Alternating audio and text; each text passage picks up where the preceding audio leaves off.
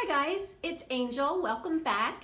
Hey, I just want to share with everybody today a conversation that I had with a friend of mine just a little bit ago on the phone, because I really think it can benefit everybody out there, especially now with COVID-19, people being tested for it, but anytime we receive test results over the phone.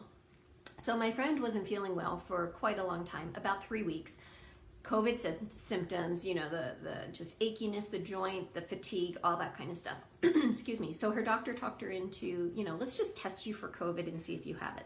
So today she received a text from her doctor's office and it said, your test results are positive. That's it. And she thought, well, that's a funny way of telling somebody that they have COVID-19. So, and this is why I want to share this in case anybody out there gets it. So now my friend could have just left it at that and thought, oh my gosh, I have COVID-19 because the text from the doctor's office said my test results were positive. And she could have let it go, right? Okay, well, thank goodness my friend didn't do that. She calls the office and she says, hey, I just got a text telling me that my test results are positive. And the woman on the other end says, well, yeah, I'm the one that texted you. Yes, your results are positive. She's like, so I have COVID-19? And she said, no, your results are positive. She's like, well, if I don't have it, then my results should be negative, right? Not positive. She's like, I don't know. I'm just told to tell you that your test result was positive. So my friend's like, are you a medical provider? The person said, no. She says, can I talk to him, please? Sure. Medical provider gets on the phone. What seems to be the problem? Well, I just got a text telling me that my test results are positive. And I don't know what that means. And provider says, oh, let me look. Oh, your MRI came back and it's positive. And she's like, what? I didn't have an MRI. I had the test for the COVID-19. Oh, let me look up that test. So he looks up that test. Oh, you're negative for that. She's like, so I don't have COVID. He's like, no, the results were negative. She's like, but my MRI is positive. And he's like, correct. She's like, but I didn't have an MRI. So how do you have a positive MRI on my record? There was a mix-up in the office with the paperwork. Now, guys, she doesn't have an odd name. She has a very normal name. I'm not going to say it, but like a Mary or a Sue, something like that. So what do you think the chances are in a very, very large practice of them having two Marys or two Sues or whatever coming in on the same day or having test results come in on the same day? Yeah.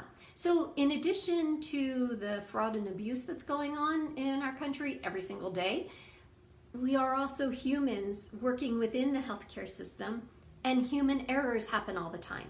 But had my friend, so the lesson learned is that had my friend not call because she was upset, like this is how you're telling me I have COVID-19, she would have never found out that she didn't have COVID-19. So if you get a text, if you get a phone call, even if you're in the office, guys, don't take people's word for everything, especially when it comes to healthcare. You can't take people's word for everything. You have to question them and you have to understand it. So let me get this straight. Are you telling me I have this? Let me get this straight. Are you telling me I need to do this? Help me to understand this. Is this what you're saying? Guys, we have a right to ask as many questions as we want until we understand absolutely everything. So I am just so stinking proud of my friend for pushing the issue.